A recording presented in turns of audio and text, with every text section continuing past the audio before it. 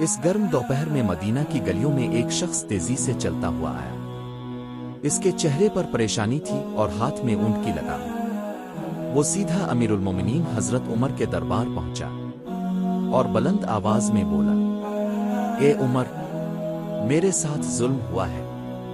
حضرت عمر فوراً کھڑے ہوئے۔ نہ کوئی پہرا، نہ کوئی تاخیر، بس ایک ہی سوال، کس نے تمہارے ساتھ زیادتی کی؟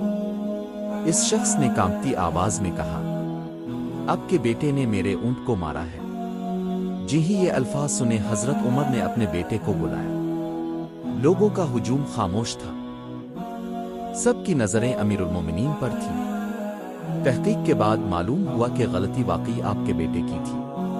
حضرت عمر نے نہ غصہ کیا نہ فخر دکھایا، بس یہ تاریخی جملہ فرمایا، عدل یہی ہے کہ حقدار کو اس کا حق ملے، چاہے غلطی میرے بیٹے کی ہی کیوں نہ ہو۔